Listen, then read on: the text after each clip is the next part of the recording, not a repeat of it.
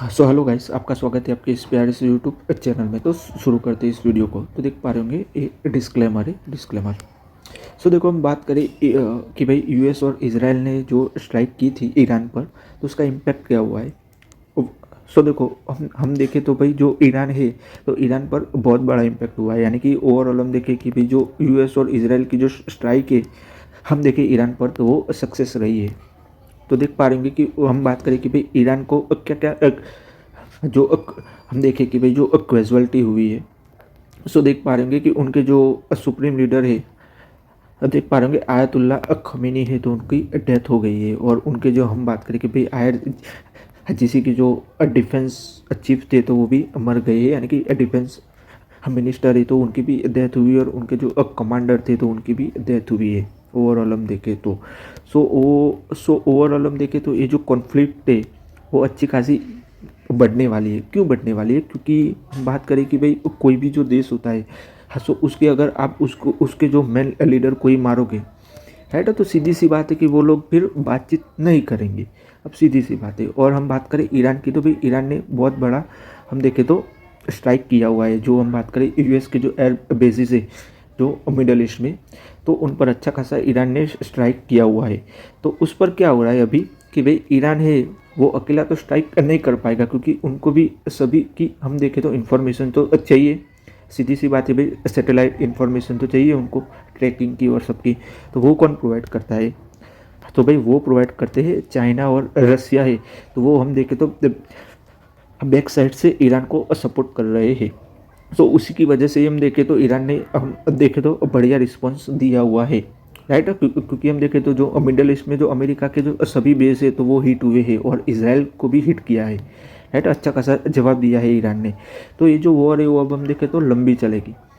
तो उसी की वजह से हम देखें तो भाई जो क्रूड ऑयल के जो प्राइस है, वो अच्छे खासे इंक्रीज होने वाले हैं। हम देखें तो $100 पर बैरल होने वाले हैं क्रूड ऑयल के प्राइस। तो हम देखें तो भाई क्रूड ऑयल के प्राइस है वो इंक्रीज़ हुए, तो जो कंट्रीज़ है जो सबसे ज़्यादा क्रूड ऑयल इंपोर्ट करती है बाहर के देशों से, तो उन पर अच्छा खासा इम्पैक्ट होगा। जैसे कि इंडिया की बात करें कि भाई क्रूड ऑयल के प्राइस देखो अच्छे खासे इंक्रीज़ हुए, तो इंडिया की इकोनॉमी पर बहुत बड़ा इम्पैक्ट होगा। क्यों? क्योंकि देखो इन्फ्लेशन है वो इंक्रीज़ हो जाएगी। क्योंकि क्रूड ऑयल के प्राइस है वो इंक्रीज़ हुए, तो सीधी सी बात है कि भी पेट्रोल और डीजल के दाम है वो इंक्रीज़ होंगे, तो इन्फ्लेशन है वो इंक्रीज़ होगी। तो इकोनॉमी पर हम देखें तो बहुत बड़ा इम्पैक्ट होगा, राइट। तो फिर देखें कि भाई इंडिया की जो मेजर कौन कौन सी जो कंपनियां हैं, तो उन पर इम्पैक्ट हो सकता है, राइट। ये जो कॉन्फ्लिक्ट हुई है उसकी हम बात करें, तो क्योंकि ये जो कॉन्फ्लिक्ट है वो बहुत लंबी चलने वाली है। क्योंकि देखो ईरान ने है ना, जो स्ट्रेट ऑफ हॉर्मोन्स आती है, तो वो क्लोज़ कर दिया, यानी कि बंद कर दिया है। अब क्या हो रहा है कि भाई जो इंडिया का जो 80% जो हम जो तेल इंपोर्ट करते हैं, और जो हम जो भी जो एक्सपोर्ट करते हैं, तो वो हम देखें तो कहाँ से जाता है, तो स्ट्रेट ऑफ हॉर्मोन्स से ही जाता है। तो ओवरऑल हम देखें तो इंडिया को बहुत बड़ा हम देखें तो सेटबैक आएगा। क्योंकि हमारे जो सबसे ज़्यादा जो लॉजिस्टिक्स है, तो वो स्ट्रेट ऑफ हॉर्मोन से ही जाते हैं, राइट। और हमारा जो तेल जो भी जो वो हम इंपोर्ट करते हैं, तो वहीं से ही आता है। तो ओवरऑल हम देखें तो हमारी जो हमारी जो इकोनॉमी है, तो उसको भी अच्छा खासा इम्पैक्ट होगा, वो आप लोग समझ लेना। देखो हम बात करें कि भाई जो कौन कौन सी कंपनियाँ हैं, तो देखो अदानी पोर्ट और सेस की बात करें तो उनका 70% स्टेक है हाइफा पोर्ट में। तो हाइफा पोर्ट की बात करें तो भाई अभी अदानी ने कहा हुआ है कि भाई उनका जो हाइफा पोर्ट है वो सिक्योर है। भाई इसराइल है वो तो वॉर की हम देखें तो सिचुएशन में, यानी कि जो हाइफा पोर्ट है वो कहाँ पे है, तो वो इसराइल में है, राइट। तो इसराइल है वो तो अभी वॉर की इस सिचुएशन में, यानी कि पूरा देश ही वॉर की इस सिचुएशन में है। तो आप लोग सोच पा रहे होंगे कि ये जो पोर्ट है वो शिप कहाँ से होगा, राइट। आज नहीं तो कल हिट तो होगा ही होगा, क्योंकि ये जो कन्फ्लिक्ट है वो इंक्रीज़ हो जाएगी। फिर हम बात करें कि भाई टाटा कंसल्टेंसी है, विप्रो है, फिर इन्फोसिस है, तो उनके भी बहुत सारे जो इंफ्रास्ट्रक्चर है वो हम देखें तो इसराइल में है, तो वो भी है। फिर हम बात करें, फिर देखो हम बात करें सन फार्मा की, तो भाई सन फार्मा की जो सब्सिडरी है, देख पा रहे होंगे टेरो फार्मा, तो वो इसराइल में है, तो उस पर भी इम्पैक्ट होगा ओवरऑल हम देखें तो। फिर हम बात करें एविएशन और लॉजिस्टिक की, तो देख पा रहे होंगे कि भाई कि जो ये जो वॉर हुई है, राइट, और यूएस के हम बात करें कि भाई ईरान के साथ में जो वॉर हुई है, राइट, तो उससे हम देखें तो भाई ईरान ने अपना जो एयर स्पेस है वो बंद कर दिया है। फिर अफगानिस्तान और पाकिस्तान के बीच में भी ये वॉर चल रही है, तो उसकी वजह से भी हम देखें तो दोनों देश ने अपना जो एयर स्पेस है वो बंद कर दिया है, और पूरा मिडल ईस्ट ने भी अपना जो एयर स्पेस है वो बंद कर दिया, यानी कि क्लोज कर दिया। क्यों क्लोज किया? क्योंकि ईरान है वो जो मिडल ईस्ट में जो अमेरिका के जो भी बेस थे तो उसको मैसिव अटैक कर रहा है। तो उसी की वजह से हम देखें तो पूरा मिडल ईस्ट का जो एयर बेस है, यानी कि जो एयर स्पेस है, राइट, जो मिडल ईस्ट का जो एयर स्पेस है तो वो क्लोज हो गया है। तो उसकी वजह से ही हम देखें जो एयरलाइंस है तो उनको अच्छा खासा हम देखें तो रेवेन्यू लॉस होगा, क्योंकि हम देखें तो इंडिया की जो 180 फ़्लाइट्स है वो कैंसलेट हुई या तो फिर डाइवर्ट हुई है, क्योंकि उसका जो रूट है वो हम देखें तो बहुत कॉस्टली हो जाएगा, क्योंकि आपको घूम के जाना पड़ेगा। अगर आपको यूरोप को जाना हो, यूएस को जाना हो तो आपको घूम के जाना पड़ेगा। तो ओवरऑल हम देखें तो जो लॉजिस्टिक की भी जो कॉस्ट है वो अच्छी खासी इंक्रीज़ हो जाएगी, क्योंकि हम जो भी बेचते हैं तो स्ट्रेट ऑफ हॉर्मोन से ही बेचते हैं, तो उस पर इम्पैक्ट होगा। फिर हमारे जो एविएशन जो सेक्टर्स है तो उस पर भी इम्पैक्ट होगा, राइट, मेजर हिट होगा, राइट। फिर हम बात करें चाबार पोर्ट की, तो इंडिया ने बहुत सारा जो इन्वेस्टमेंट है वो चाबार पोर्ट में भी किया हुआ है। तो चाबार पोर्ट भी अब हम देखें तो वो भी फ्रीज हो गया है। क्यों फ्रीज हो गया है? क्योंकि चाबार पोर्ट है, देखो यूएस ने जो हम देखें कि भाई जो ईरान पर जो सैंक्शंस लगाए थे तो उसी की वजह से हम देखें तो ये जो पोर्ट है वो फ्रीज हो गया था, तो ओवरऑल इंडिया पर इम्पैक्ट होगा। फिर हम बात करें स्ट्रेट ऑफ हॉर्मोन्स की, तो देख पा रहे होंगे कि 1/6 of the global oil consumption है, राइट, यानी कि जो भी जो ऑयल है कि भी जो स्ट्रेट ऑफ हॉर्मोन से वहीं से ही पास होता है, राइट। इंडिया का देखें तो जो 80% जो इंडिया के जो इम्पोर्ट्स है ऑयल के तो वहीं से ही आते हैं। तो ओवरऑल हम देखें तो भाई क्या होगा कि भाई प्राइस है वो अच्छी खासी इंक्रीज़ होगी क्रूड ऑयल की। फिर एविएशन की सेक्टर्स की हम बात करें तो उसकी भी प्राइस है वो इंक्रीज़ हो जाएगी, राइट। एयरटिक्स की प्राइस इंक्रीज़ हो जाएगी, क्योंकि रूट है वो डाइवर्ट हो गया है, रूट इंक्रीज़ हो गया है। तो सीधी सी बात है, फिर ट्रांसपोर्टेशन कॉस्ट है वो भी इंक्रीज़ होगी। और पेंट सेक्टर की बात करें तो पेंट सेक्टर का जो रॉ मटेरियल आता है ऑयल से, अब सीधी सी बात है कि ऑयल के दाम बढ़ेंगे तो पेंट सेक्टर है उसकी भी हम देखें, पेंट के भी दाम ओवरऑल हम देखें तो इंक्रीज़ होंगे।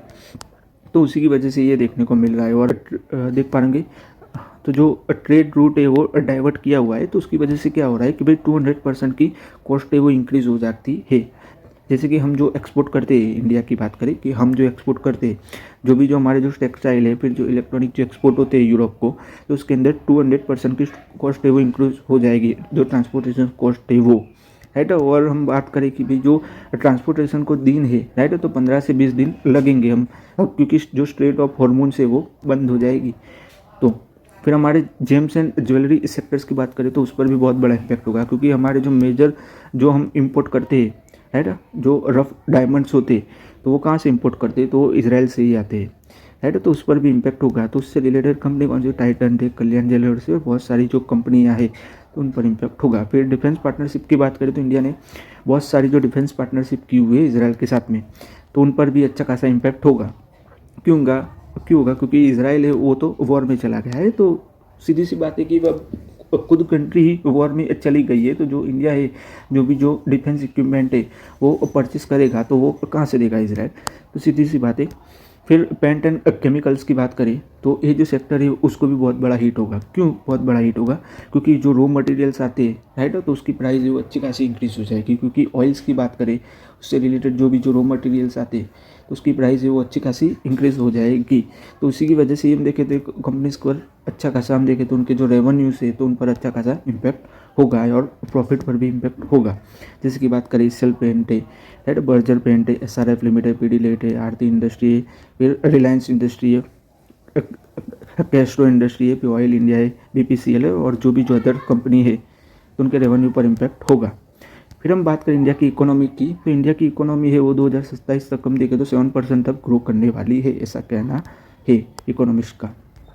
फिर हम बात करें कि भाई इंडिया का जो डेटा आया हुआ है ऑटो सेल्स का, राइट, कि फरवरी 2026 का ऑटो सेल्स का जो डेटा आया है उस डेटा हम देखें तो देखो मारुति सुजुकी इंडिया की बात करें तो देख पा रहे होंगे कि 2,13,995 यूनिट से वो सोल्ड की हुई है बस फरवरी 2026 में हम देखें तो 7.3% की ईयर ऑन ईयर ग्रोथ देखने को मिल रही है प्रीवियस ईयर के मंथ से कंपेयर करने जाए तो अच्छी खासी ग्रोथ देखने को मिल रही है। फिर हम बात करें डोमेस्टिक सेल की तो 1,61,000 यूनिट से वो सोल्ड की हुई है, राइट। तो आप लोग देख पा रहे होंगे कि अच्छी खासी ग्रोथ देखने को मिल रही है। और हम बात करें भाई यूटिलिटी सेगमेंट से तो आप लोग देख पा रहे होंगे कि द ब्रेजा और अर्टिका और विटारा की बात करें तो उसके अंदर भी अच्छी खासी ग्रोथ देखने को मिल रही है, यानी कि प्राइमरी ग्रोथ ड्राइवर ही यही है। देख पा रहे होंगे 72,000 यूनिट से वो सोल्ड की हुई है, तो प्रीवियस ईयर के मंथ से कंपेयर करने जाए तो अच्छी खासी ग्रोथ देखने को मिल रही है। फिर हम बात करें मिनी की, देख पा रहे हैं अल्टो और एस्प्रेसो की, तो उसके अंदर हम देखें तो उसके अंदर सेल्स है वो डिक्रीज देखने को मिल रही है प्रीवियस ईयर के मंथ से कंपेयर करने जाए तो 76,624 यूनिट से वो सोल्ड की हुई है। और एक्सपोर्ट की बात करें तो भाई 56.5% की अच्छी खासी ग्रोथ देखने को मिल रही है। देख पा रहे होंगे 39,155 यूनिट से वो ओवरऑल हम देखें तो सोल्ड की हुई है, राइट। तो आप लोग देख पा रहे होंगे कि अच्छी खासी ग्रोथ देखने को मिल रही है ओवरऑल हम देखें तो एक्सपोर्ट में मारुति सुजुकी के। टाटा मोटर्स की बात करें तो भाई उन्होंने देख पा रहे 1,06,271 यूनिट से वो सोल्ड की हुई है। उसके अंदर भी देखें तो 33.3% की ईयर ऑन ईयर ग्रोथ देखने को मिल रही है। पैसेंजर व्हीकल्स की सेगमेंट्स की बात करें तो देख पा रहे 63,331 यूनिट से वो सोल्ड की हुई है। तो रोबस्ट देखें तो देख पा रहे ओवरऑल ग्रोथ देखें तो 35% की अच्छी खासी ग्रोथ देखने को मिल रही है। सो ओवरऑल आप लोग देख पा रहे कि ये पहली बार है कि भाई टाटा मोटर्स ने इतना बड़ा सेल्स किया हुआ है, तो अच्छी खासी ग्रोथ देखने को मिल रही है।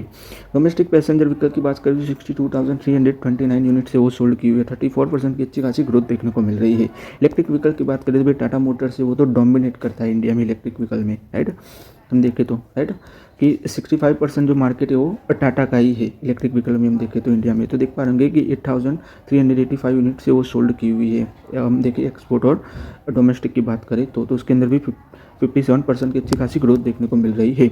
तो टाटा है वो बेस्ट सेलिंग मॉडल की बात करें तो भाई नेक्सॉन एसयूवी है उनका बेस्ट सेलिंग मॉडल रहा है। तो देख पा रहे 19,430 यूनिट से वो सोल्ड की हुई है। और उनका जो पंच मॉडल है वो भी अच्छा खासा बिका है, देख पा रहे 18,000 यूनिट है वो सोल्ड की हुई है।